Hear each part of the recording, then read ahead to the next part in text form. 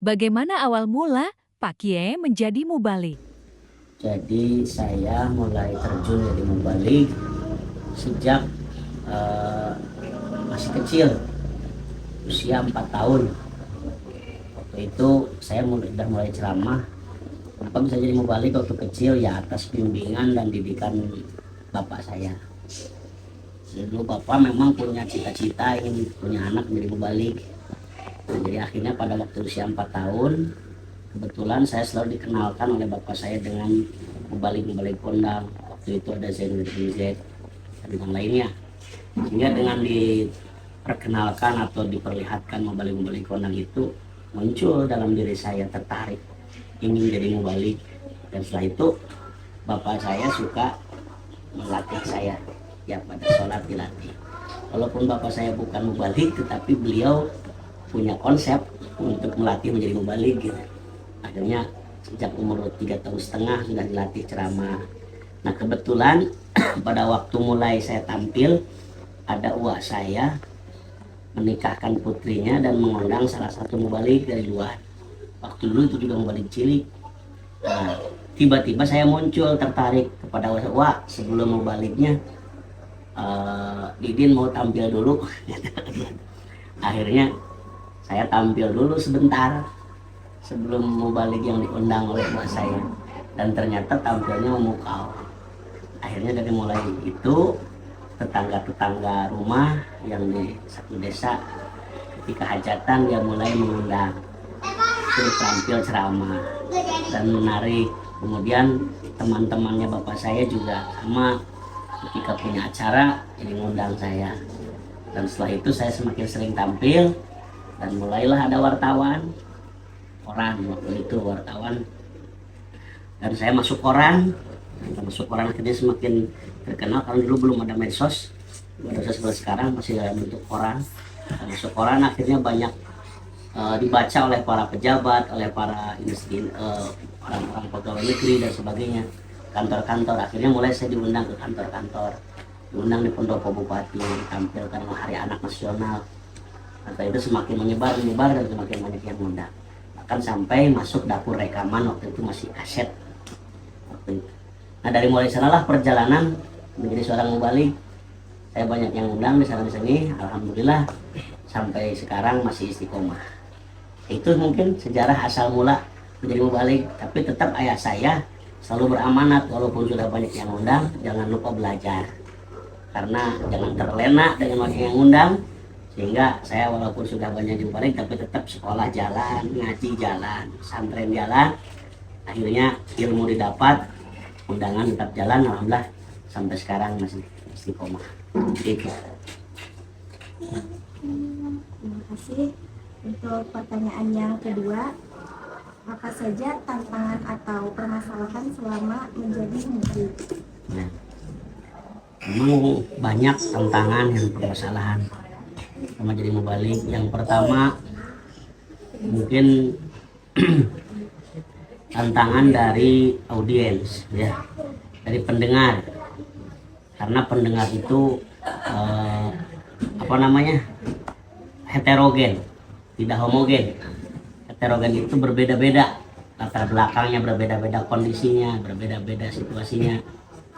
Makanya ketika kita mau berbicara, mau ceramah, tantangannya itu kita harus bisa mengemas bagaimana caranya ceramah kita masuk ke semua kalangan. Karena tantangan audiens itu berbeda-beda.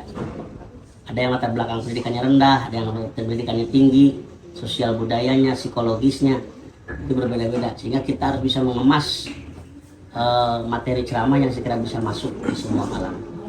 Tantangan yang kedua, kadang tidak dipungkiri, dalam ceramah ada pendengar yang tidak suka sama kita, ada yang celetukan yang tidak enak, ada yang benci sama kita.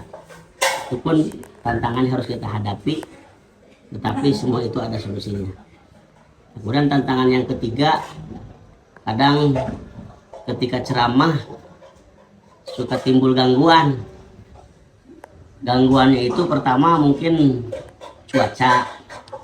Kalau cuacanya kurang mendukung, misalkan kita lagi ceramah hujan besar, itu buyar jamaah. pendengarnya buyar, tidak konsentrasi, sehingga kita terasa sulit menyampaikan materi ceramah itu. Yang kedua, kadang tantangannya itu jarak yang terlalu jauh antara penceramah dan pendengar. Saya pernah ceramah, panggungnya di seberang jalan, jamaahnya di seberang jalan. Di ceramah teh mobil malah lewat. Aduh, ini bagaimana ceramahnya? Nggak efektif dan terasa menjenuhkan. Gitu. Kemudian tantangan yang ketiga, kadang sound sistemnya kurang bagus, sehingga timbul tantangan kalau sound sistemnya kurang bagus, ceramah kita menjadi terasa capek dan tidak efektif, kurang kondusif. Kemudian tantangan yang keempat, ya kadang-kadang tantangan selanjutnya tantangan dari lingkungan sekitar juga ya.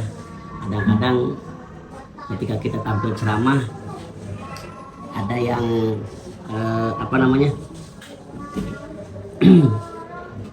tidak suka dan kontra terhadap kita, sehingga dia tidak mau mendengarkan ceramah kita. Jadi menurut saya setiap kali dakwah pasti ada tantangan. Jangankan ceramah kita, kepada Nabi Muhammad saja tantangannya banyak, apalagi kita gitu ya. Kemudian tantangan yang selanjutnya mungkin untuk audiens itu, sekarang tantangannya itu bagaimana mengemas materi ceramah itu menarik, karena sekarang itu adanya jamaah itu tidak mau ceramah yang monoton. Makanya kita tertantang untuk terus mengemas materi supaya tetap menarik di kalangan jamaah atau pendengar. Dan tantangan selanjutnya, ketika kita ceramah di suatu daerah yang terus menerus, kalinya deh kita kesana terus diundang lagi, itu tertantang kita harus memiliki materi yang cukup banyak. Makanya penceramah itu tidak cukup hanya hafalan, tapi harus punya wawasan. Karena kalau hafalan, sekali menghafal, besoknya diundang lagi tidak punya materi. Tapi kalau wawasan kita luas, mau diundang berapa kali pun siap, karena ilmu kita sudah banyak. Makanya harus banyak wawasannya. Tertantang mubalik itu jangan hanya percaya diri, jangan hanya cukup merasa ilmu dengan yang sekarang disampaikan, tapi harus terus menggali supaya bisa memperkaya materi. Itu mungkin. Baik, selanjutnya pertanyaan yang ketiga, apa solusi menghadapi tantangan tersebut selama menjadi mubaligh? Solusinya, yang pertama ya tadi solusinya untuk menghadapi tantangan itu, pertama kita jangan terlalu mempersoalkan ucapan orang lain. Gak usah dihiraukan lah ketika ada yang nyeletuk, ada yang tidak suka sama kita, ada yang tidak setuju sama kita, tidak mereka sama kita. Udahlah, gak usah didengarkan. Kita fokus saja sama materi ceramah kita. Yang kedua, solusinya adalah harus terus menggali ilmu pengetahuan dan wawasan untuk memperkaya materi supaya kita tidak kekurangan bahan. Solusinya yang ketiga, kita harus bisa membaca situasi jamaah kekinian, sukaannya apa, hobinya apa, pengennya seperti apa. Kita harus bisa membaca supaya nanti ceramah kita itu bisa menyesuaikan dengan kondisi pendengar, tidak memaksakan kehendak keinginan kita. Karena bisa jadi keinginan pendengar dulu dengan sekarang berbeda. Nah, makanya kita bisa membaca supaya nanti bisa mengemas materi ceramah dengan baik. Kemudian yang selanjutnya, kita harus bisa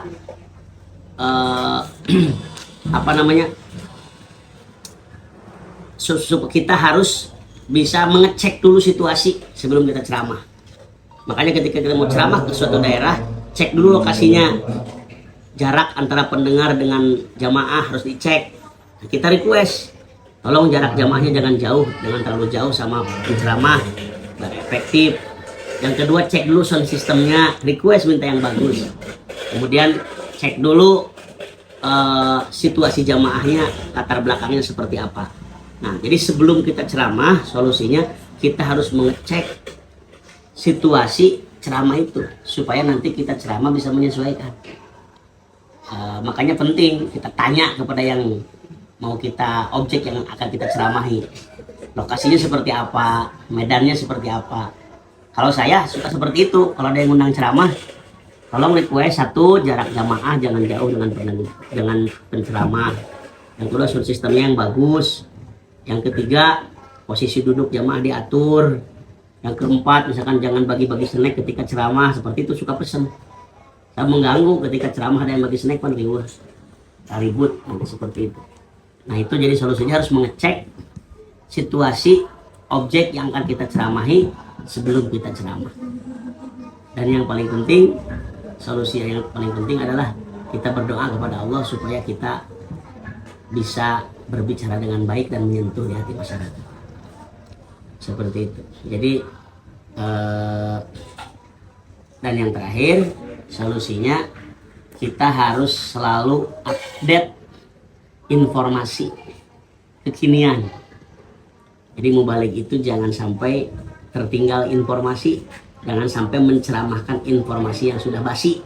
Karena kan tujuan ceramah itu ada 4. Satu, to inform, menyampaikan informasi.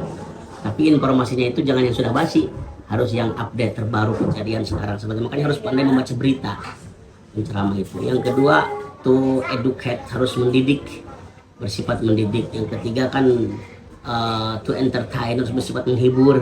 Makanya kita harus bisa juga membuat humor. Dan yang keempat adalah to influence, untuk mempengaruhi, membujuk para pendengar. Itu harus bisa, mubalik itu harus menguasai itu.